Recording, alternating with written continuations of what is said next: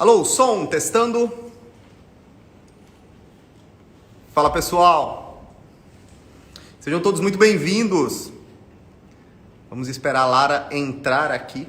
Lara, assim que você entrar, manda uma mensagem. Sejam bem-vindos à nossa live do cancelamento.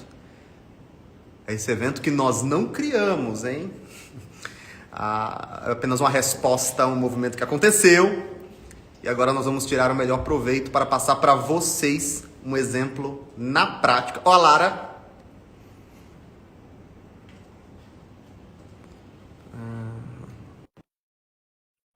Convidada, vamos lá. Boa Alô. Noite! Como é que você tá, dona Lara? E aí? Você está acordada a essa hora, eu não acredito. Se você me tem acordado essa hora, isso é um privilégio, sim. Tenha ideia. Como é que você tá? Tudo bem? Eu tô bem, e você? Você tá me ouvindo? Tô te ouvindo bem. Eu não poderia deixar, o pessoal tá entrando aqui, né? Eu não poderia deixar de te convidar para essa live, porque eu não conheço ninguém. Eu conheço Tão duas fudida. pessoas só que foi tão cancelada, sofreu tanto perrengue quanto você. Eu quero aproveitar.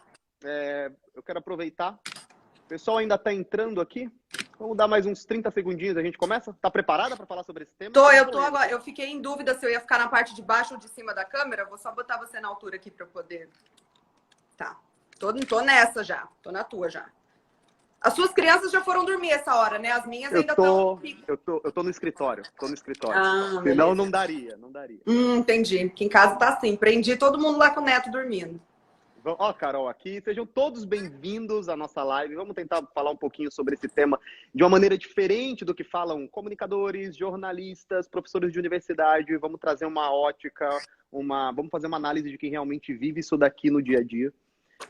Vamos começar, Lara, então? 17 Vamos, tô nessa. Chegando. Ó, a Ana falou que tá todo mundo dormindo lá em casa. Aninha, tá aí, que bom. Primeiro ponto, eu quero aproveitar, nós estamos agora com 17, quase 18 mil pessoas, eu quero aproveitar para falar para todos vocês que estão aqui, que é um grande privilégio ter a Lara nessa live.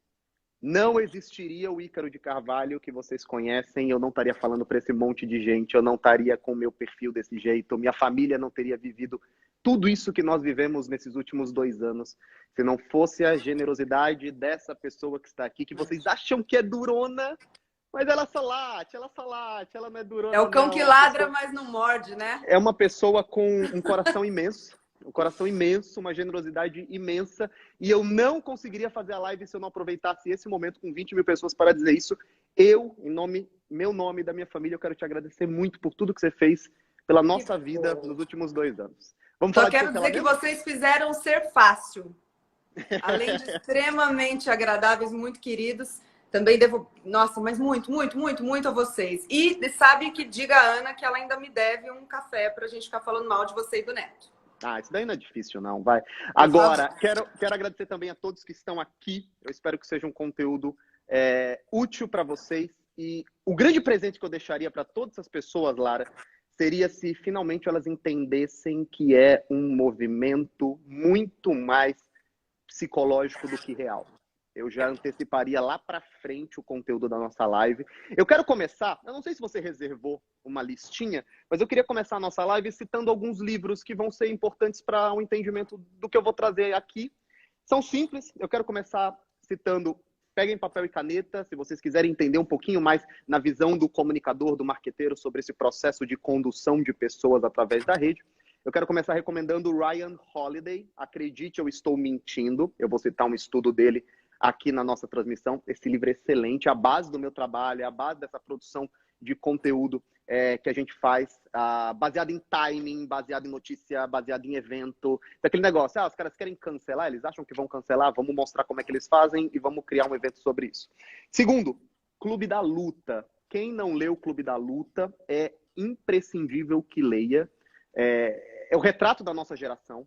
É o retrato do consumo como existência, é o retrato das pessoas solitárias, é o retrato da ausência do espaço masculino e das manifestações masculinas, é o descolamento da figura feminina que tenta ali encontrar o lugar dela. É a obra que mais inspirou a minha escrita, por exemplo. Se vocês gostam dos meus stories, esses parágrafos, essas sentenças curtinhas, parágrafos curtos, aquelas ilhas de texto, Clube da Luta é uma grande referência. Peguem, agora eu vou citar um autor aqui, o René Girard, que tem 3 livros que são fundamentais para o entendimento da inveja. A inveja é um sentimento que está muito presente na cultura brasileira. Machado de Assis lida com a inveja o tempo inteiro. Aquele retrato do brasileiro e suas picuinhas. Tem 3 livros que são fundamentais, quem quiser entender melhor o conceito da inveja. E o cancelamento está muito baseado na inveja. Numa inveja muito própria, que eu quero falar um pouquinho mais para frente. Então, esses 3 livros que eu anotei aqui para vocês são Anorexia e o Desejo Mimético. É um livro bem interessante, curtinho, do René, em que ele atrela esses fenômenos como anorexia, bulimia, depressão, ansiedade, a o desejo mimético. O que é? Aquele desejo de ter o que o outro tem. René Girard diz que todos nós temos desejos, mas que os nossos principais desejos são aqueles que nós copiamos dos outros. Nós queremos o que os outros querem, mesmo que não tenha um valor intrínseco naquilo. Nós queremos o que os outros querem e o que as pessoas bem-sucedidas querem. E como tem poucos objetos que as pessoas bem-sucedidas querem, elas se sentem deprimidas, frustradas, raivosas. O segundo é Coisas Ocultas desde a Fundação do Mundo.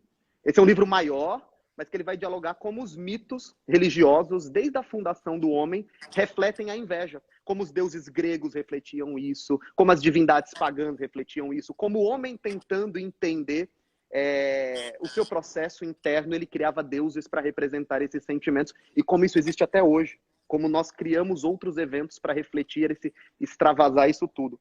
E o último, o bode expiatório. O bode expiatório é o conceito de que a sociedade tenta, desde o seu início, registrado, encontrar um culpado, colocá-lo num pedestal, sacrificá-lo, e aí nós podemos seguir a nossa vida normalmente. Então, geralmente, os eventos são assim. E hoje eu encaro isso como um movimento típico do cancelamento. Você tem ali uma manifestação, você tem ali uma insatisfação, você tem ali muito barulho, você tem ali uma turma, e de repente você pega uma pessoa, todo mundo agride ela, todo mundo pune ela, e aí de repente as coisas foram resolvidas. Não, beleza, vamos para o próximo problema, vamos punir a próxima pessoa, porque esse assunto foi resolvido. Essa é a minha listinha. Se você quiser entender mais sobre o tema, se aprofundar um pouco mais, pegue esses livros. Tem aí pelo menos 6 meses de leitura. É isso. Tem alguma recomendação, Lara? Eu tenho uma recomendação, eu até subi aqui para pegar enquanto você falava isso. Esses 3 últimos que você citou, eu não conheço. Vou atrás. É que eu não te recomendei ainda, você... então ótimo. Eu não sei se você conhece o Ben Shapiro? Conhece o trabalho dele? Gosta dele? Eu fiquei muito interessada, quer dizer, ficou muito claro para mim de onde vinha muitos dos pensamentos de um pessoal que decifra essa coisa do cancelamento e com esse pessoal não tem conversa, com esse pessoal não tem diálogo, depois que eu li Bullies. Bullies é um livro que eu não sei se tem em português ainda, mas para quem lê inglês, realmente vale muito a pena. Porque basicamente o que ele fala aqui, que com certeza embasa tudo que nós vamos falar hoje, é sobre essa permissão que criou-se de, olha, se eu vejo uma coisa que está errada, então eu posso bater nela, odiá-la e crucificá-la, porque afinal eu julgo que ela está errada. O que abre um precedente perigosíssimo, porque nós vamos falar hoje de cancelamento, e na verdade a questão é quem cancela o quê? Então, o maior perigo, eu julgo assim, o maior problema do cancelamento é que não tem como você dizer que o que você está cancelando tem mais razão de ser do que o que outro cancela. E como a gente não tem uma base, uma referência do que é o cancelável ou não, fica então essa bagunça que é tão bizarra que nós temos hoje 2 pessoas canceladíssimas que conseguem juntar 26 mil pessoas em uma sala. Ou seja, o tal do cancelamento, do qual nós vamos falar durante a noite, não fez o efeito que esperavam. Vamos começar falando sobre, antes do surgimento do tema cancelamento, eu quero conversar sobre uma coisa que você entende muito mais do que eu, porque você viveu isso muito mais do que eu, muito antes de mim, que é esse conceito de repente, você ter a sua vida sem botão de ligar e desligar, compartilhado numa rede social. A rede social ela surge com o Orkut, aquela ideia de compartilhar conhecimentos em pastinhas, em comunidades, aquela pequena brincadeira. A evolução do Facebook, por muitos anos eu estive apenas no Facebook, produzindo conteúdo ali, e sempre que eu olhava o Instagram, o meu pensamento era, isso não é para mim.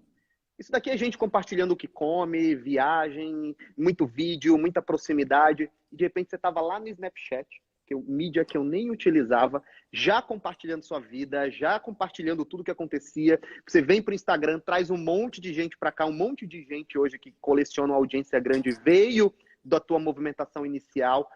Como que é? Eu tenho uma frase do amigo do Simonsen que ele diz assim, que nunca o ser humano esteve pronto para ser visto por tantas pessoas. 27 mil é um estádio de futebol lotado, é a Vila Belmiro aqui lotada, e tá todo mundo assistindo.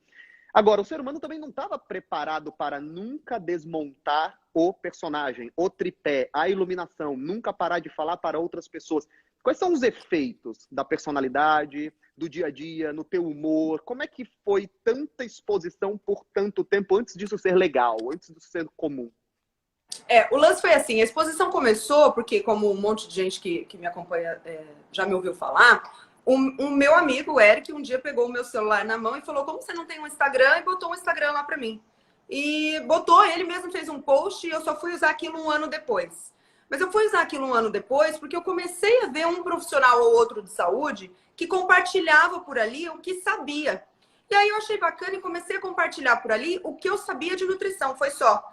Mas o que eu comecei a notar é que quando eu compartilhava ali coisas que não eram técnicas de nutrição, então quando eu compartilhava ali o meu treino, ou quando eu postava uma foto do meu cachorro e tal, aquilo tinha um retorno da galera que era tão legal quanto, ou mais, hoje é muito mais, tão legal quanto, ou mais, do que quando eu postava a parte técnica de nutrição. Então eu olhei aquilo e comecei a gostar de trocar uma coisa ou outra que não tivesse a ver com a parte técnica. E aí, quando me mostraram o Snapchat, eu lembro do primeiro Snapchat que eu gravei uma coisa que não tinha nada a ver com técnica de nutrição. Eu não estava falando ali no post sobre proteínas, sobre carboidratos. Eu estava numa garagem, tinha acabado de voltar de um dia de congresso, e eu gravei ali dizendo que eu estava cansada.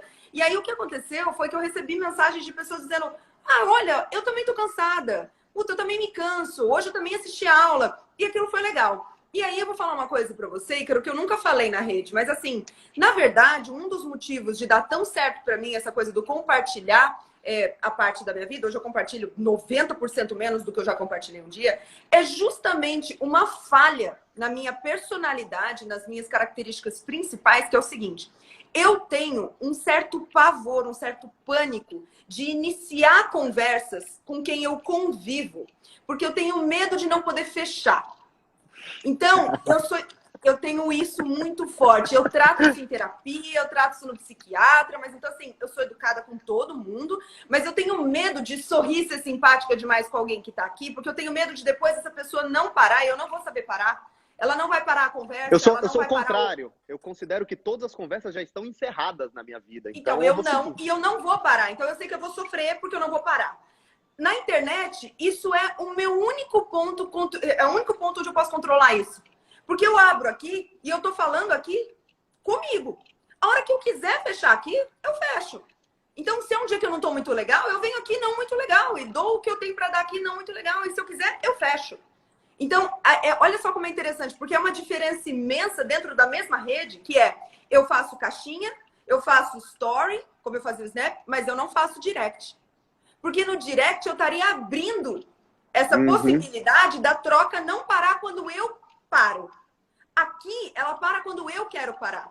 Então, na verdade, é quase que uma... É quase não, né? É uma falha da minha personalidade que encontra um bálsamo nisso aqui. Porque isso aqui veio preencher um negócio que eu já queria muito antes. Que era a oportunidade de dar, de falar, de me expor o quanto eu quiser. E por isso que hoje, isso aqui é tão bem controlado por mim nisso. As pessoas vão dizer, mas aqui o controle é totalmente meu. A hora que eu quiser eu desligo e tá tudo certo. Eu não devo nada a ninguém, tecnicamente. Não, literalmente. Não devo nada a ninguém. Mas se há um canal de comunicação onde a pessoa que me ouve é tão participante daquela cena quanto eu, aí eu tenho medo. Você está confortável nos monólogos, né? São os monólogos Exatamente. que te deixam confortáveis. Você tem esse controle. O que é um caso, um ponto diferente meu. E é uma característica que, quando eu falo para algumas pessoas que estão me seguindo há pouco tempo, as pessoas até dão 2 passos para trás. E eu acho que a dificuldade que o brasileiro tem em entender uma posição que eu trago, que causa que sequestra tantos influenciadores. Por exemplo, eu estou aqui pelo dinheiro. Eu estou aqui para fazer negócios, para comunicar, para criar escola, para encher gente, para fazer negócio. E no meio disso, é lógico que eu ajudo gente, sirvo de exemplo. Mas assim, isso é uma atividade comercial. Se eu não tivesse meu negócio, eu não estaria aqui. Eu sei que você estaria aqui. Eu sei que a Carol estaria aqui. Eu sei que as pessoas que comunicam estão aqui. E aí, um outro ponto que me fez trazer você aqui, tem uma frase da Ayn Rand, e que ela fala que o centro da filosofia dela é que existe aquela grande maldade, aquela grande injustiça, que é o ódio contra aquele que produz, né? O ódio contra o bem-sucedido. É o ódio né? do bom porque ele é bom. É o ódio do bom porque ele é bom. E aí, quando você tem alguém aqui que tá, por que quer fazer um monólogo e falar do jeito que entende?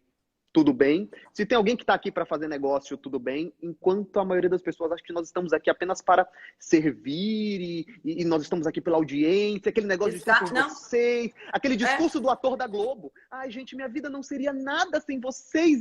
E começa esse primeiro sequestro, onde o influenciador, aquele que fala, se sente refém de quem ouve. Já começa aqui o sequestro, na minha opinião.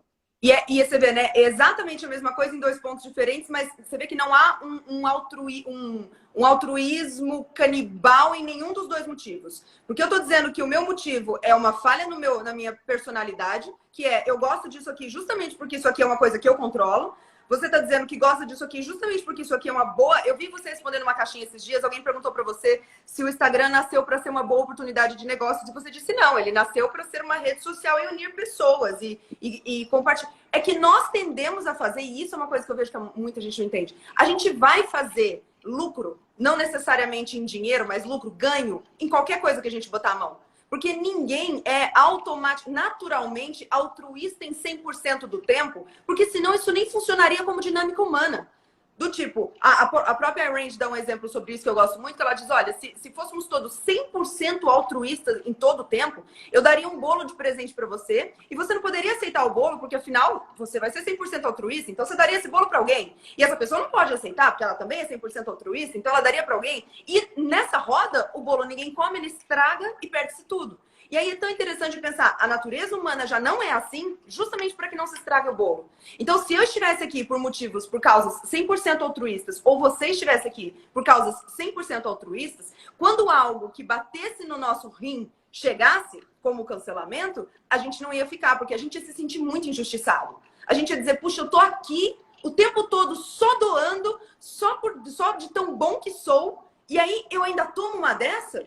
Mas, na verdade, eu sinto, e você vai me dizer se você sente também, que quando a gente toma uma dessa, é quase como se eu sentisse de uma forma errada, assim, uma coisa ou outra tem que dar errado mesmo, porque é tão bom pra mim isso aqui.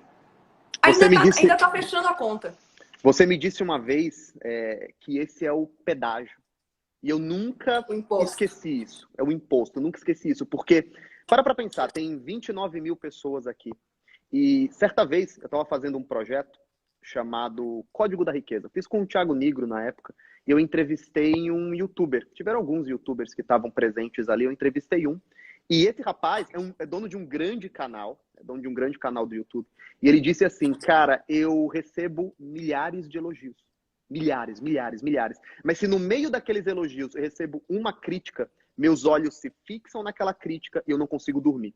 Eu fico olhando e pensando se eu respondo, e pensando se eu faço, e se eu não faço, se eu apago. E aquilo me destrói. E aí eu penso, tem 30 mil pessoas aqui. As pessoas estão aqui elogiando o nosso trabalho, falando da gente, dizendo que se inspiram. As pessoas estão muito frágeis para se deixarem abater e assustar e ter realmente crises de ansiedade por causa de um movimento de cancelamento que é muito minoritário na sua audiência. Eu falei. Mas você sabe o que eu vou... Sabe o que eu vou te botar nesse negócio minoritário? Eu fico pensando assim, Ícaro, eu sempre penso nisso. Se eu tô vendo uma tela em branco, uma tela todinha em branco, e há um ponto preto ali, por menor que seja esse ponto preto, é ele que eu vou citar, porque eu nunca vou falar assim, olha quanto de branco tem na tela. Então, na verdade, é o contrário. Eu vou citar sempre o que destoa, e o que destoa, normalmente, é o que tem menos. Porque se é uma tela inteira de flores e tem um cachorrinho, eu também não vou citar o tanto de flores que tem. E ele vira referência, olha, né? O cachorrinho. Entende? Então, pra mim, essa coisa do cancelamento tem que... Se ela não doer mais, aliás, se ela não doer nada, eu diria. Se ela não doer nada, porque daí eu quero te perguntar como que é isso, como foi isso pra você, e quero te contar da minha, mas assim, essa coisa da galera dizer assim, não, esse povo, eles fazem isso, é pra ter isso mesmo. Ícaro, por mais que eu saiba que deve ter alguém que é assim, eu não consigo acreditar. Eu não conheço essa pessoa. Eu sei que tem um colega seu que você já falou que essa é a estratégia dele. Até eu conversar com esse homem, pessoalmente eu não acredito. Eu não vou dizer o nome dele, mas ele defende. Você sabe quem é? Que ele é um cara que toda hora ele dá essa forçada nessa coisa ruim. Né? Porque, poxa, a coisa ruim gera movimento, gera engajamento. Até eu conversar com esse homem, eu não acredito que é isso que ele quer. Eu acredito que ele tira uma boa situação disso. Entendeu? Então é assim, olha, teve o limão, a gente vai fazer limonada, porque eu não vou sair de uma situação ruim sem tirar um proveito dela. Isso não vai existir. Então, se eu for cancelado, você foi cancelado, você explicou o que é o cancelamento e você vai fazer uma coisa em cima disso. Eu fui cancelada, eu expliquei o que aconteceu e vou fazer uma coisa em cima disso. Aí eu acredito. Agora, você dizer pra mim que um ser humano com um coração, com um sentimento, fala, não, eu quero ir pelo ruim mesmo. Duvido. E agora vem um ponto, antes de chegar, uma pergunta mais direta que eu vou te fazer. Quantas vezes você foi cancelado e como foi? Esse é o ponto. Todo mundo, ou a maior parte das pessoas, sente. Sente um pouco, sente um pouco de ansiedade, sente um pouco de caramba, que droga. Porque uma coisa que você me falou também ficou na minha cabeça. O modus operandi daqueles que cancelam quase sempre é covarde, porque ele consiste em retirar a sua fala do contexto. Então, e não do contexto do dia, do contexto de vida. Do contexto da vida inteira. É? Então, por exemplo, eu passo aqui há 2 anos produzindo textos que reforçam o conceito de família, de caridade, de bondade, de trabalho, de repartição. E por isso que o meu primeiro movimento após o início do cancelamento foi pegar todos os meus prints e colar. E esse daqui vocês não viram? Esse daqui vocês não viram? O cancelador, ele se coloca, presta atenção que agora entra no centro dessa minha tese de por que eles são tão covardes e injustos. O cancelador, ele não está agindo como um paladino. Vou proteger essas pessoas desse outro cara que é ruim, ou desse vendedor de falcatruas, ou dessa moça que é machista. Não, eles agem para punir. Se eles tivessem interesse na verdade, no diálogo, no bom senso, eles não agiriam assim. Então, cara, o que ele faz? Ele pega, pinça um comentário que faz sentido para minha audiência, a brincadeira do arroz, que são as patadas, e você está sujeito a isso, e o cara vai lá e posta. E a mensagem que o sentimento levado é: olha esse canalha que não se importa com os pobres, olha esse canalha que enriqueceu e está fazendo uma brincadeira, uma piada. Quando, na maior parte das vezes, esses caras não fazem absolutamente nada. Eles não agem, eles precisam que todo mundo permaneça deprimido, como na sequência que eu respondi. Esse cara não pode deixar a audiência dele querer tentar melhorar, prosperar, porque ele precisa deles naquele pequeno curral deprimido. Ele não está interessado na verdade, ele quer apenas um recorte. E aí a pergunta que vem é: por que o cancelador quer um recorte? Pelos objetivos mais egoístas possíveis, para ter atenção, like, comentário, share, para vender canequinha, para vender camiseta. Para pensar, tem páginas que historicamente pegam pessoas do Instagram para zombar delas, né? Ou de profissões. O que esse cara ganha se dedicando 12 horas por dia a essa página? O cara tá lá postando, alimentando, comentando, compartilhando. Todo dia ele pega um print novo, faz uma montagem, faz um meme.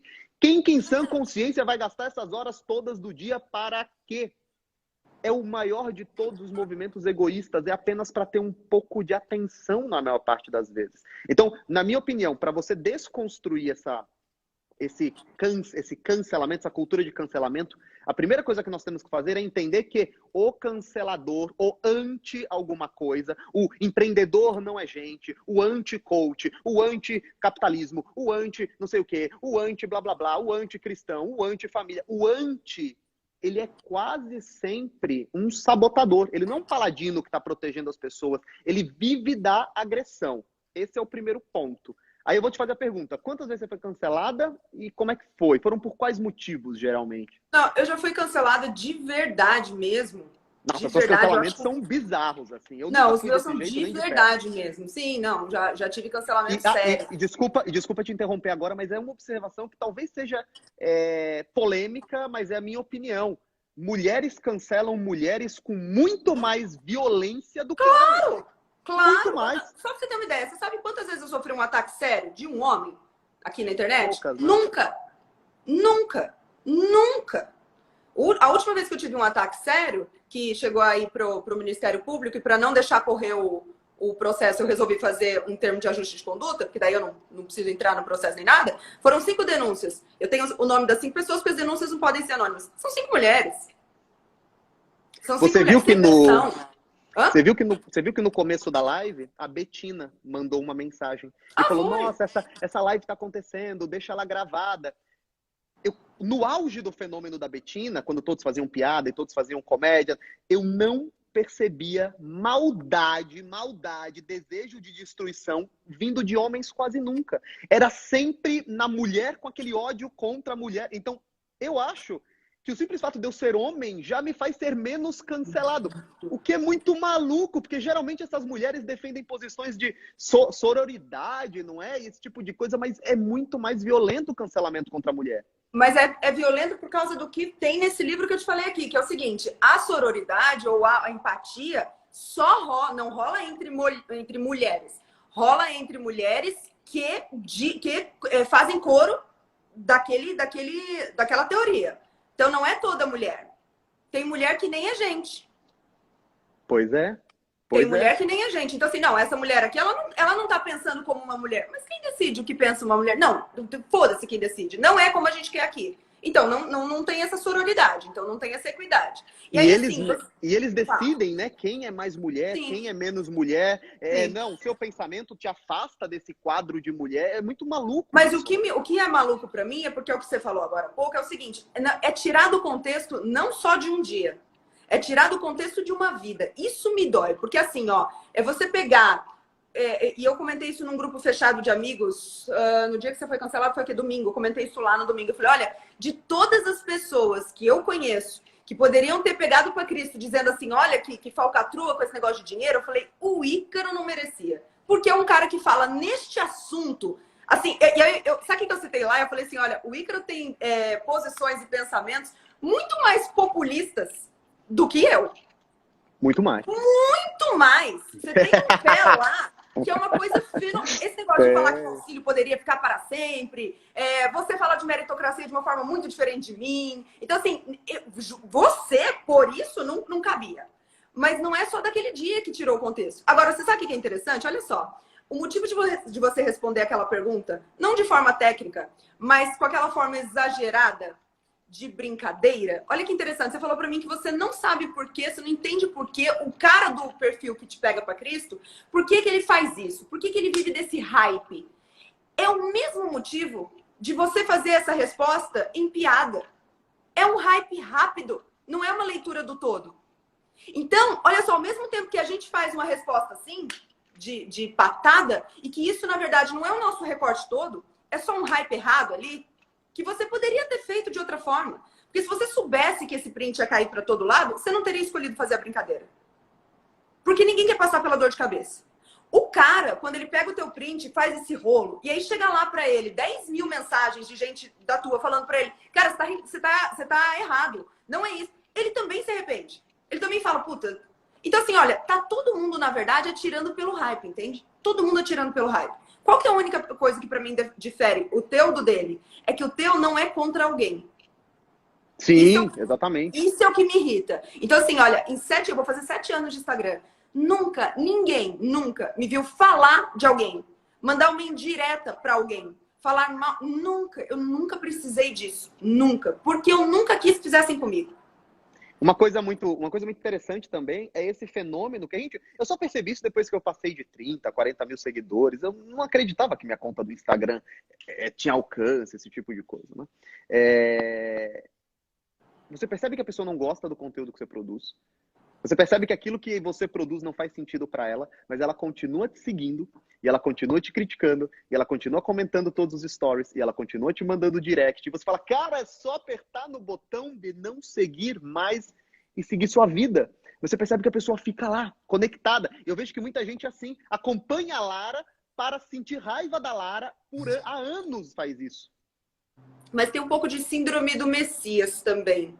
Uma síndrome do justiceiro e do salvador. Que é, eu sei o porquê você tá errando e cabe a mim alertar e salvar todo mundo de você. Para mim, o cancelamento é isso. É eu dizer para todas as pessoas, olha como esse homem aqui é ruim. Porque daí, na verdade, não é que eu tô contra você. Eu tô salvando esse povo aqui. Mas a questão é, ninguém te elegeu o justiceiro. Ninguém te elegeu o Messias desse povo aqui. E aí você fala, mas se eu não avisá-los, quem os avisará?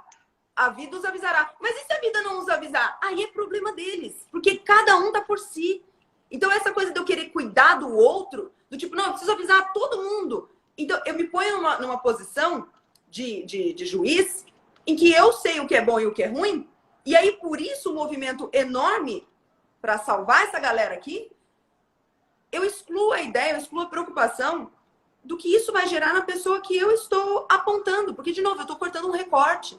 Eu estou tirando um recorte. Então, é o que eu te falei, eu não acredito que ninguém faz isso intencionalmente, do tipo, criar uma situação ruim, porque isso tem um impacto. Então, eu não sei como foi para você nesse dia, mas quando você me perguntou quantas vezes já aconteceu comigo e tal, hoje dói muito menos.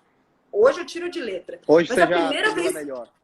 Não, hoje eu tiro muito de letra, porque hoje eu entendo aonde pode chegar. Porque eu já fui até o fim com isso.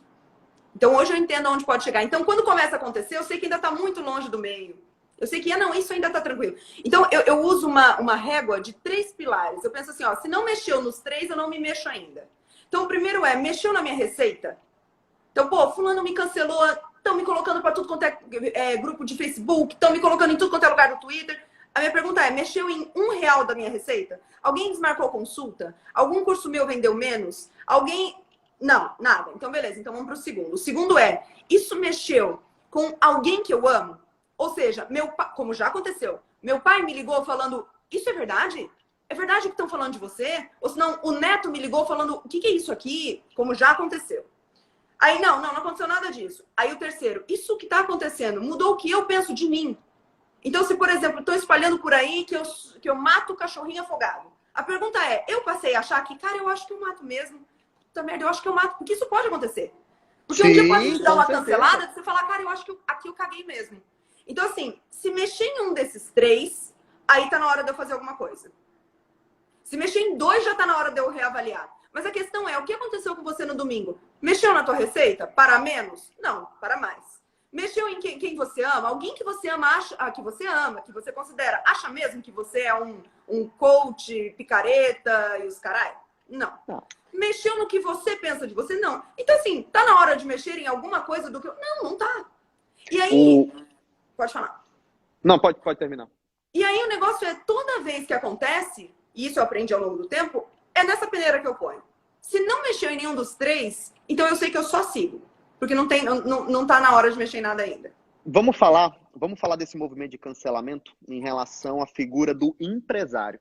Porque o empresário ele é bem diferente do influenciador, né? O influenciador ele se mistura muito mais com a imagem. Nós tivemos o exemplo, por exemplo, agora da empresa Hotmart, que foi recebeu uma pressão nas redes sociais, daí eles foram lá, mexeram tiraram alguns produtos, aí não tiraram outros do outro lado, e aí a turma do outro lado também foi para cima deles. E o que acontece é o seguinte, o empresário ele está muito menos envolvido com isso daqui do que o influenciador, ou do que o comunicador, ou do que quem produz conteúdo. O empresário, eu até produzi isso quando eu estava formulando a resposta, o empresário ele olha as influenciadoras sendo canceladas, o empresário ele olha a celebridade sendo cancelada e o que ele vê? Perda de contrato, cancelamento de novela e perdendo patrocinador principal, tendo um monte de consequências. O empresário ele acha que essas consequências vão acontecer com a empresa dele. Porque eu fiz questão de abrir os meus números para mostrar que o cancelamento ele não é real quando você é prestador de serviço ou profissional da área. Porque quem te cancela não é teu cliente. Não muda quase nada. A não ser que seja uma grande campanha de difamação. Se você for, por exemplo, aquele cara que estava xingando o motoboy e que merece, de fato, uma sanção social e cadeia e esse tipo de coisa. A não ser que você seja alguém criminoso, de fato. Um cancelamento dificilmente vai ter poder de... Você falou uma vez, nunca você foi financeiramente abalada por um cancelamento, né? Pelo contrário, eu sempre cresci. Mas aí é porque o trabalho de casa está sempre bem feito. Então, assim, quando chegou o teu cancelamento, o teu trabalho estava muito bem feito. E quando é engraçado... Tava tudo lá. Fala. É engraçado porque tinham 2 caras que ficavam pulando no meu direct. Falando assim, você não foi cancelado, você não foi cancelado, você não foi cancelado. O máximo que aconteceu foram 2 críticas. E eu nem respondi e falei, na live eu explico. Para aqueles que estão olhando esse processo e estão pensando, nossa, o Ícaro é muito marqueteiro, ele pegou aquele momento, já fez uma transmissão com a Lara, tem 30 mil pessoas vendo isso. Ele nem foi tão cancelado assim. Nossa. Por que eu não fui cancelado? Porque eu interrompi o processo muito rápido. Como é que começa o processo de cancelamento? Agora, explicando para você o que pode acontecer com você. E quanto maior for sua conta, maiores são as chances de sofrer um cancelamento, porque tem mais gente te olhando. Como é que começa? Começa com uma ou duas pessoas pegando um post seu que foi um pouco mais polêmico, uma fala, e ele retira do contexto e posta. Essas 2 ou 3 contas geralmente são pequenas. Aí vem uma conta média, com 50 ou 60 mil seguidores. Essa é a conta inicial. Esse é o start inicial. Essa conta. E o primeiro post que fizeram do meu post do arroz, a conta Foi um cara tinha pequeno, eu vi. 40 mil seguidores. Eu nunca nem responderia o cara, porque eu que estou jogando tráfego para ele. Esse é um outro princípio. É por isso que a Coca-Cola não responde a Dolly, né? E aí, essa conta foi lá e postou. E os números estavam pulando, pulando, pulando. O que acontece a partir de agora? Nos casos normais, essas contas médias, elas passam para outras contas médias, elas percebem que está dando engajamento, aí de repente todas essas páginas profissionais de cancelamento começam a distribuir. Esse é o estágio 2. As páginas oficiais de cancelamento começam a distribuir seu conteúdo. Aí vem a fase 3. Quando chega a fase 3 é quando o risco já é muito grande. Uma grande página te compartilha. Aí é quando alguém com 500 mil, 1 milhão, 2 milhões de seguidores vai lá e fala: gente, que absurdo que essa... Geralmente moça, uma pessoa física. Falou. No meu caso, já foi um No cara meu também. 30 milhões que compartilhou. O salto foi muito grande. O que eu fiz, eu falei, beleza, já eu tenho que interromper isso agora. Porque aí vem o 4º e último estágio. O 4º e último estágio é o estágio violento. Que é o quê? Quando essa página grande compartilha, outras páginas ligadas à militância política, ligadas a time de futebol, ligadas a causas de minorias, aí eles compartilham. Aí essa é a galera que já tem no seu modus operandi uma aproximação mais violenta. Então eu falei, cara, eu fui de 40 mil seguidores compartilhados para um cara com 20, 30 milhões de seguidores, eu tenho que interromper agora. O que que você faz? Imediatamente você joga luz. Você fala assim, olha, isso aconteceu, isso é injusto, isso foi retirado do contexto. Aí vem o grande ponto. Para você cancelar um cancelamento, a primeira coisa que precisa acontecer é que precisa ser justo o erro. Se você aparecer batendo numa velhinha, você não pode cancelar o cancelamento, porque você é um criminoso. A primeira coisa que precisa acontecer é que tenha havido uma injustiça. Como hoje tudo é polarizado, como hoje tudo é esquerda, direita, alto, baixo, vermelho e azul, eles estão desse lado, eu estou desse lado. Como tudo é polarizado, injustiças são cometidas frequentemente. Esse livro que você mostrou do Shapiro, o Shapiro tem uma passagem muito boa em que ele diz assim, se mantenha razoável e se mantenha na sua competência. O outro, ele vai cometer um erro. E aí você pega esse erro e mostra como ele é injusto. E é isso. De repente você vira e fala assim, mas peraí, eu tenho outros 30 posts que nunca foram compartilhados. As pessoas percebem. As pessoas percebem. Sim, a maldade. O grosso percebe. E percebe principalmente porque é o seguinte, olha só, o Ícaro falou aqui que todos vocês que estão, a gente está com 31 mil pessoas aqui. Todos vocês, em algum momento, se trabalham com a internet, se estão na exposição, em algum momento vocês vão passar por um desses níveis de cancelamento. Porque isso é a nova realidade, já que temos redes sociais. Mas, na verdade, se a gente tirar essas redes sociais, todo mundo já passou por isso com vizinhos, com família, com amigos. É que era menor. É menor. Então, assim, vai passar isso aqui num grau maior. Aí, assim, eu te diria para ter 2 coisas prontas. E 2 coisas que salvaram a cena do Ícaro e sempre salvaram a minha. A primeira, que a gente falou, é ter o trabalho pronto. É preciso que a hora, porque às vezes o teu cancelamento, como ele falou, vai ser por uma cagada que você fez. Porque acontece. Eu já fiz cagada. E fui exposta na minha cagada. E na internet isso é maior. Porque na internet você não tem espaço para ser ser humano e errar. Não tem. Então, quando acontecer, você vai ser exposto no seu erro. Nessa hora, já que você está exposto em erros que você tem, se você não tiver um trabalho bem feito que justifique as pessoas dizerem assim, cara, ela deu uma mancada aqui, mas olha quanta coisa que tem dela que eu aproveito, que é aquele tipo de mensagem que você recebe, eu também de gente dizendo assim, olha, eu não concordo com tudo que eu vejo aqui. Aliás, discordo muito, mas o que é bom, é tão bom que eu utilizo. Então, esse é o primeiro ponto. Estejam o tempo todo construindo esse caminho de boas coisas que as pessoas não vão conseguir abrir mão quando você fizer uma cagada que as incomodar. Então, ela vai ver aquela merda que você fez e vai falar, cara, é muito ruim, mas eu não consigo abrir mão do que é bom. Esse é o primeiro. E o segundo, que eu comentei com o Ícaro hoje, enquanto a gente conversava por áudio sobre essa live, é o seguinte, eu senti isso a partir do primeiro cancelamento muito sério que aconteceu, que acho que faz uns 2, 3 anos, que foi alguma coisa muito séria que aconteceu, que sempre tem mais a ver com vida pessoal. E quando aconteceu isso, eu senti falta de ter pessoas do meu nível de convivência, do tipo, amigos da exposição também. Pessoas que entendem sua realidade. Se eu falar isso pro meu que me pai... conhecem, mas que têm esse alcance também e que pulassem ali, que saltassem na frente, como, por exemplo, a hora que eu vi o que aconteceu com você, a hora que eu vi o print que caiu nessa conta de tantos milhões, na hora, o Neto estava fora de casa naquela hora, eu mandei o print para ele e falei, olha onde o Ícaro caiu. Na hora, o primeiro instinto que me veio é, eu vou saltar na frente com ele. Porque o que pode acontecer, e que na maioria das vezes acontece, e não dá pra gente ficar puto com quem não saltou na frente, é todo mundo que tá, os seus semelhantes todos, se calarem. Por quê? Primeiro que isso não é injusto e não é cruel. Porque o negócio Instinto é assim, de eu ainda comentei com você, autopreservação, não dá né? pra gente ficar saltando na frente também de todo o rolo que tem. Somos, então, aqui, como semelhantes pra mim, né, que estamos nessa vida aqui. Eu, você, Ítalo, Mari, Renata, Fernando e tal. Então, assim, ó, vamos dizer que tem 10 pessoas, todo dia alguém vai arrumar um rolo. Se eu for saltar na frente de todo o rolo, eu vou ficar apagando incêndio o tempo todo. Então, não é meu trabalho. Se você for saltar na frente de todo o rolo, desse pessoal todo que você sempre cita, do Joel, do Primo Rico... Se você pular na frente do Ítalo, ferrou, todo dia. Não, ferrou, você vai pular todos os dias. Exatamente. E assim, isso é uma coisa que a hora que a gente tá sentado aqui, na última vez que ele veio aqui jantar, a gente falou sobre isso. Tipo, não dá pra pular na frente de todo o rolo que ele tiver, senão a gente vai ficar só fazendo isso. Então, eu entendo. Mas é muito importante que você tenha amigos que se revezem nessa tarefa voluntariamente, que vira e mexe por eles te conhecerem, eles olharem a injustiça e falarem, cara, agora é minha vez. Deixa eu postar aqui falando assim, ó, isso aqui não tem razão de ser. Então, são duas coisas que eu deixaria pronto, que eu seguiria semeando. Primeiro, um trabalho que as pessoas não consigam abrir mão.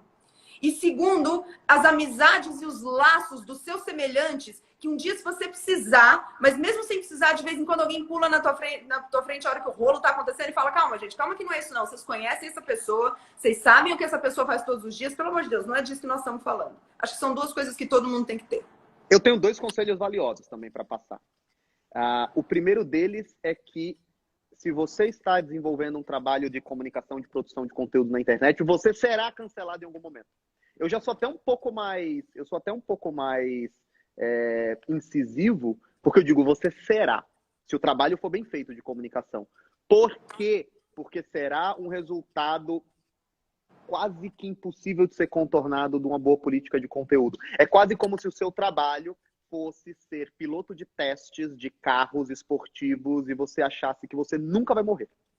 Olha, existe uma grande chance, quanto mais você dirige, mas eu não gosto de velocidade, então eu quero fazer esse trabalho sem velocidade. Pode ser que você não morra, né? Eu quero ser um piloto de testes, mas eu não quero ter velocidade no meu trabalho.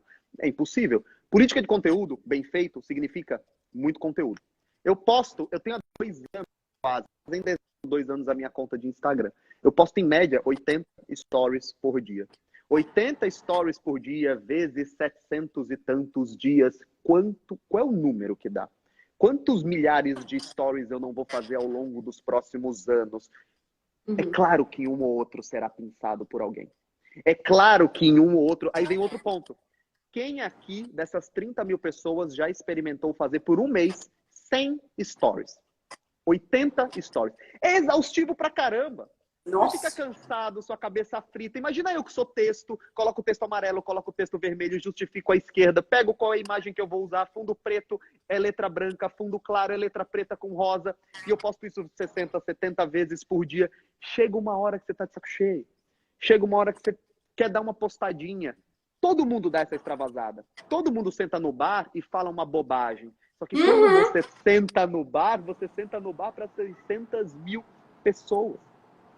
Então, o primeiro ponto é, se você produzir conteúdo com regularidade, você será cancelado. Pode ser que você seja cancelado pela sua família. Isso acontece. Você sabia que o primeiro cancelamento costuma ser na própria família? Ah, eu sei. Eu defendo muito eu isso. Sei. Você já começa. A gente sabe.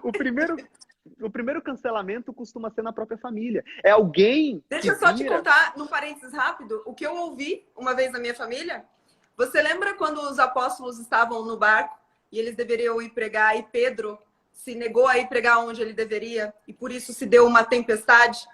E aí eles jogaram ele ao mar porque ele era a causa. Eu ouvi da minha família, de uma parte da minha família, que era só me jogar no mar que ia parar a tempestade. Porque a tempestade estava acontecendo por minha causa. Posso te dizer? Eu sei que não é bonito a gente falar isso, mas eu fui jogada do barco, a tempestade tá lá até hoje e eu tô bem. E você que saiu da tempestade. Pois é. E olha o conceito aqui, dos livros que eu citei no começo da live, olha o conceito de bode expiatório. Você percebe isso muito nas famílias. Você tem famílias que naturalmente são mais organizadas e tem famílias que são mais desorganizadas. Geralmente, as famílias mais desorganizadas tendem a achar que se uma pessoa morrer, sair, casar, fugir, as coisas vão ser resolvidas. É sempre o bode expiatório. E geralmente o seu primeiro cancelamento ele acontece numa menor proporção dentro da sua casa, porque é quando as pessoas da sua família dizem: quem é você para tentar melhorar de vida desse jeito? Quem é você para começar a mostrar para os outros story? Por exemplo, como eu ouvi de familiares muito próximos, quantas pessoas acham que quem vai querer te ouvir? Quem vai querer te ouvir? E isso, até hoje eu carrego isso, essa frase, quem vai querer te ouvir? Então, o cancelamento vai acontecer. Ele pode acontecer, e provavelmente ele vai acontecer o primeiro, dentro da sua própria casa. Às vezes é seu marido, sua mãe, sua sogra, seu pai. Eu me impressiono com a quantidade de moças que relatam que a mãe foi a primeira a cancelar. Isso é uma coisa que quando minha conta cresceu, eu fui percebendo a relação da mãe. Geralmente, a mãe é muito boa, a mãe nunca tem problema, a mãe é uma santa, é uma anja, reza um terço pra ela, tá no céu. De repente você vê que a mãe... Você não é tão bonita para estar lá, você não é tão talentosa para estar lá. Quem é você para achar que... E isso me despertou um lado, caramba, realmente as pessoas estão precisando passar por esse ponto, né? E o outro ponto é que você não vai poder parar de produzir conteúdo. O seu conteúdo ele precisa ter personalidade. Então, se você não tem personalidade, as pessoas não gostam da Lara sem motivo. Gostam da Lara porque ela representa muita coisa que as pessoas gostariam de ser ou de ter.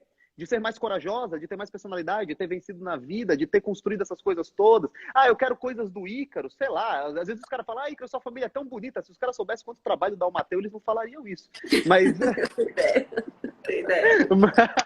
Mas... Eu tenho ideia. Assim, é o segundo dilema. Se você produz muito conteúdo, você será cancelado. E se você produz um bom conteúdo, que é o conteúdo com personalidade, que é o conteúdo mais marcado, com posições mais... Imagine que todo story meu eu respondesse: ah, talvez, não sei, vamos pensar, veja bem, se for pra lá, se não for... Não... Ninguém me segue. Então você precisa aplicar personalidade e o que atrai o cancelador é a personalidade. Então, todos que estão vendo aqui, vocês serão cancelados. Ou vocês serão esquecidos. Não tem como. Ou você é cancelado, ou você passa, como David Ogilvy dizia, como um navio na escuridão. Sua conta fica lá com 500 pessoas pro resto da vida, porque você é muito insosso. Café com leite, ninguém se importa. E vou te dizer mais, a menos que essa coisa insossa café com leite seja total parte da sua personalidade de verdade, uma hora você não vai aguentar. Uma hora você vai ser você. Não tem como segurar muito tempo. E eu vou te dizer que quanto mais cedo isso acontecer, melhor. Então, se isso acontece lá na frente, se você começa com 2, 3, 5, 10 mil seguidores, assim, bem pianinho, aí você resolve ser você, é pior. Porque eu vou te dizer que a quantidade de pessoas que eu tenho que me seguem desde que eu tinha 5, 10 mil seguidores e que dizem: não, a Lara a gente já sabe o jeitão da madeira, então assim, tem dia que ela tá meio de pá virada, a gente até ignora. Pronto, olha como tá educadinho. Olha como veio já acostumadinho. Isso que o Ícaro tá dizendo que vai acontecer com você uma hora é fato, porque o negócio assim, só não aconteceu ainda porque você não expõe o que a gente expõe para essa quantidade de pessoas. Não é porque você não é assim. É porque a gente é num ponto, você no outro. Mas imagine que se você estiver aqui para 900 mil pessoas, para 560, você tem hoje? Eu estava conferindo ali, 580? 585. 580 coisinha mil pessoas. Se você expor qualquer coisa do que você pensa, vai ter o mesmo nível de rechaçada. O mesmo nível. É só uma questão de não estar na posição de destaque que a gente está aqui agora. Mas vai acontecer. Agora imagina o seguinte: quantas horas por dia você fica no Instagram? Como eu lido com a maneira mais técnica, eu sei que eu fico, em média, 4 horas e 15, 4 horas e 20 por dia na plataforma, porque eu fico vendo sempre mais. Quanto tempo eu gasto ali, não é? Ah, você deve ficar mais. Você fica mais. Eu fico mais. Eu sei que você ficava menos. Agora eu fiquei até com vergonha de falar quanto. Quantas? 8? 8? Por aí. 8 é Carol Cantelli. 8 é Carol Cantelli. Eu não Por sei. aí, por aí. Se você não responde Entre direct... 8, 6 e 8. Hã? Se você não Eu responde não direct... respondo direct. A questão é que eu consumo muito por ali também. Ah, eu não consumo. Então, eu entro, posto uma fileira e, assim, eu não posto todos. Porque se eu posto todos os stories, eu perco as atualizações. Então, eu entro, posto uma porrada, vou embora. Entro, posto uma porrada, vou embora. Então, Não, eu consumo. a diferença gritante é o que a gente já conversou, que você já falou mil vezes. Eu gosto disso aqui, de verdade. Uhum. Então, isso, se eu tô muito cansada e eu tenho 1 minuto no meu dia, eu vou abrir isso aqui. Uhum. Eu não abro isso aqui para trabalhar, eu abro isso aqui para me divertir. Eu gosto demais disso aqui. Então, se um dia eu nunca mais trabalhar, eu vou estar aqui. Provavelmente. E aí vem o outro ponto que eu ia falar. Imagine que eu tivesse começado o Instagram com uma pulguinha atrás da orelha, vendo, por exemplo, as moças como a Nath Vosa ou a Lara Nesteruk, que são essas moças que só vestem roupas chiques e viajam pelo mundo, e eu falasse, esse Paraíba da cabeça chata não vai conseguir crescer aqui, não. Eu vou começar a viver essa vida e não reflete o que eu faço. Se você precisa produzir muito conteúdo e passa 4, 5 horas por dia aqui, você não consegue esconder. Eu não conseguiria esconder que eu sou um cara chique, que toma em taças e entende as coisas. Qual é o grande conselho que eu te passo? Desde cedo, já mostre todos os seus erros, todas as suas fraquezas, todas as suas fragilidades, todas as suas... Tudo. Eu já mostro desde cedo que eu tomo no copo de requeijão. Eu já mostro desde cedo que eu... Os caras acham que é marketing. Os caras acham que eu tomo no copo de requeijão porque é marketing. Eu mostro desde cedo tudo, a casa bagunçada. Eu mostro desde cedo... você troca a fralda do seu filho? Eu odeio quando eu faço isso. Meu Deus, esse cara não é um pai 50-50. Não sou. Desde cedo. Porque ser flagrado aos 100 mil seguidores como sendo alguém que chegou lá fingindo quem não é, aí você é retirado. Existem poucos casos de cancelamento que de fato as pessoas sumiram do mapa. Mas todos que sumiram porque construíram uma personalidade baseada em mentira. Mentira. Esse é a única coisa que não tem remédio, na minha opinião. É um imposto que é alto demais, porque a renda bruta daquele lugar não era tão grande. Então, é quando não tem o conteúdo. A gente conversou sobre um caso desses. Exatamente. E o Ícaro falou essa live toda, no fim das contas, eu e ele, a gente usa isso aqui como um meio. Não é o fim em si. Então, é o meio para a produção final. A produção final é o assunto que ele trata, a produção final é o assunto que eu trato. Então, não é a simples influencer, que ela é influencer, mas não sei do quê. Então, ela é influencer do que cair na mão dela. Aí, essa menina, ela é cancelada para sempre. Essa menina não consegue voltar com facilidade. Ela volta sob uma sombra. Então, todo mundo meio que fica por ali. Mas não há ninguém pulando em defesa dela. Fala. Tem uma outra coisa que... O nicho, o teu público, ele te protege. Sim. Por mais que você caia do outro lado da ponte. O que eu digo, sendo bem consciente, qual é o meu outro lado da ponte? O meu outro lado da ponte é o cara que não quer casar, não quer saber de trabalhar, tá com a vidinha tranquila, quer jogar um videogame, quer ter o cachorrinho dele, quer fazer as coisinhas dele. O cara é o outro lado da ponte, meu. É o cara que eu não dialogo muito. Tudo bem irritar os outros caras do outro lado da ponte. Eu nunca quero isso. Quanto mais eu fico mais velho, mais bundão eu fico. Mais comunicação, mais tranquilinha eu fico. O Ícaro de 3 anos atrás era horrível. Parecia a Lara Calma. Mas as pessoas que estão do seu lado da ponte, elas continuam. Então, a estratégia nós contra eles funciona desde a idade da pedra e continua funcionando hoje. Qual é o cara que também sofre muito no cancelamento? Na minha opinião, é o cara que se acovarda, já sai tentando pedir desculpas, eles nunca vão te desculpar. Cagada. Esse é um ponto muito cruel, assim, mas o cancelador nunca vai te desculpar. Porque ele não quer a sua reforma, ele não espera a sua correção, ele quer apenas machucar, ele quer apenas punir. Quando você me falou isso uma vez, né? Eles comemoram quando você responde. Sim. Comemoram. Eu lembro de uma vez que aconteceu um babado muito forte, um cancelamento muito forte, um povo muito em cima de mim. E naquele dia, eu não estava sabendo ainda o que estava acontecendo. E eu gravei um snap, eu tinha acabado de acordar, meu olho estava vermelho ainda. E aí eu lembro de alguém me mandar um print das pessoas falando de mim nessa hora, dizendo assim, olha lá, chorou. E aí eu falei, caramba! Do tipo, é bom se eu tiver chorado. E a gente sabe que esse negócio do pedir desculpa não funciona, porque toda vez que eu vejo alguém pedir desculpa, eu vejo os comentários e é sempre assim, pediu desculpa, mas não se arrependeu. Então, pediu desculpa e adianta o quê pedir desculpa? Mas você vai fazer o quê então? Não há saída. Não há saída. Por isso, assim, Não. ó, a frase que eu gosto e que eu ponho, e que eu acho que a gente pode deixar essa frase porque ela é fantástica, é assim, foi uma frase que uma seguidora me mandou, eu guardei para sempre. Let them hate, just make sure they spell your name right. Que E é, quem soltou deixe essa que frase que você fala odeiem. sempre? Eu amo essa frase. Deixe que te odeiem. Só garanta que eles estão escrevendo o seu nome direitinho. Porque, de novo, o que foi ruim desse movimento, você tem que lavar as mãos. Você não vai conseguir brecar, não vai ter desculpa e não vai... Então, já que eles estão fazendo o movimento, que o nome esteja certo, porque desse movimento ruim, brota gente sempre muito boa. O número de pessoas que vocês vão ver nos comentários do Ícaro e no meu, dizendo eu vim pela treta e fiquei porque é bom, é descomunal. Ao final, o movimento sempre é positivo. Lara, deixa uma mensagem. Seguinte, pessoal. Trouxe a Lara como convidada. Tá chegando, faltam 4 minutinhos pra gente acabar. Eu vou começar uma próxima live. Quem tá aqui, entra na próxima live comigo. Eu vou começar uma análise. Eu não quero enfadar a Lara aqui. Já sei que já tá o horário, já tarde dela já passou. Já tá com sono. Eu vou começar uma live mais técnica.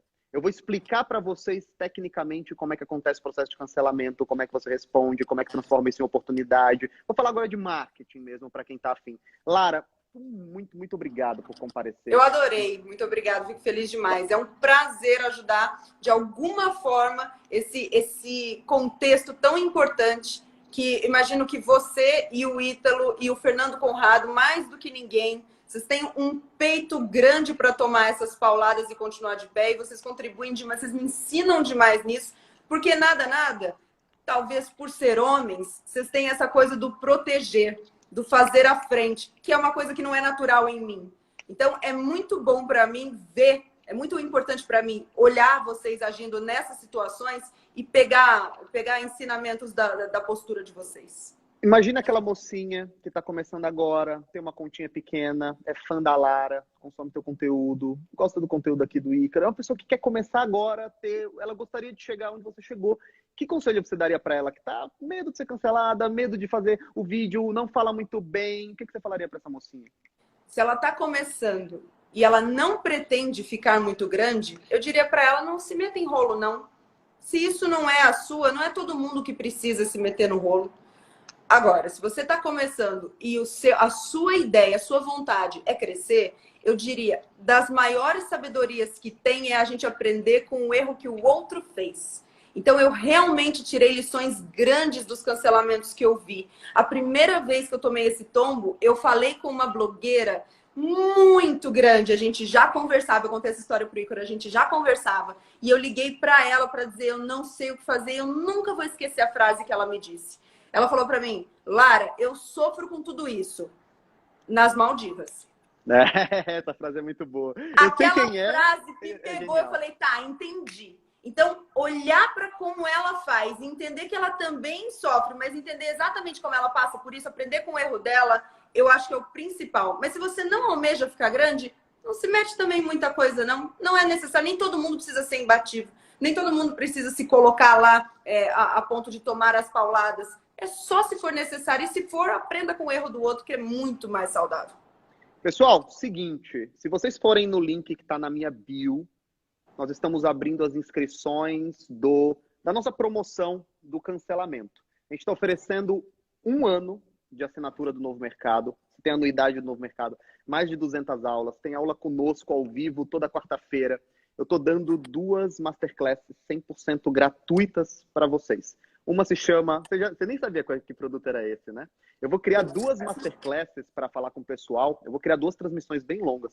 Uma chamada Personalidade, onde eu vou ensinar a pessoa a desenvolver essas qualidades que constituem uma personalidade forte, a postura, a potência, a tranquilidade, a assertividade, a segurança, a frieza, se manter calmo diante desses eventos que vão acontecer.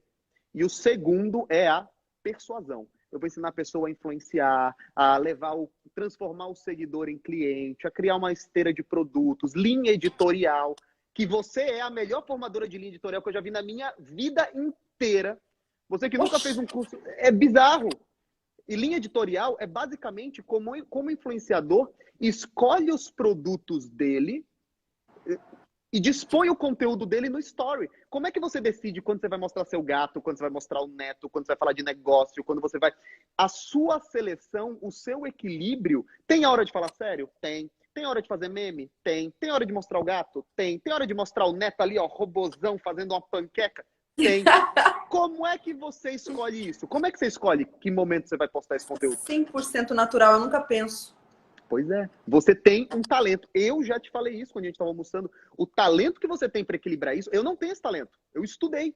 Eu não tenho esse talento. Você saber equilibrar, porque se não sabe o que você vira, você já viu aquelas influenciadoras com 2, 3 milhões de seguidores e que o conteúdo é chato? Uhum. Ela fica só, ai gente, aí eu fui não sei o que, não sei o que, não sei o que, não sei o que. Você fala, nossa, mas eu já pulei 20 stories. E ainda tá lá. Ainda tá se maquiando e falando da vida dela. Uhum. Então, assim, você vai aprender a fazer linha editorial, você vai aprender a se comunicar, distribuindo esse conteúdo, as pessoas vão se interessar por você, vai aprender a usar a fragilidade para te aproximar, vai aprender a como antecipar os seus erros, os seus defeitos. Então, tem a persuasão, tem a personalidade, tem a persuasão, vão vir de graça para quem aproveitar a anuidade do novo mercado. Vocês sabem, 12 vezes de R$ 79,90, os caras cobram 5 mil de para graça. dar um pouquinho de vídeo. Tem 200 aulas, aula ao vivo, aula de Dá para tráfego, comprar aula de... 2 quilos de arroz. Você tá louco. Ainda tem umas surpresinhas com esses arrozes aí da vida. Lara, eu queria... Olha, fiquei surpreso. Eu acabei de perceber ao vivo isso daqui que aconteceu. Já passou de 1 hora de live, né? Provavelmente o Instagram desbloqueou o meu efeito de mais... O seu Shadowban. De mais de 1 hora de live, porque não tinham me conferido ainda, porque era só para as contas verificadas. Lara, eu queria agradecer muito sua presença. Eu vou ver o seguinte, eu não vou tomar mais seu tempo. Obrigado pela generosidade. Obrigado. Venham aqui almoçar, você e o Neto aqui. Vamos, venham comer com as crianças. Nós vamos. Vai ser um prazer. Muito obrigada, Ícaro. Muito sucesso para você, para esse que começa agora, e conte comigo sempre que precisar. Muito obrigado. Tchau, tchau. Obrigada, gente.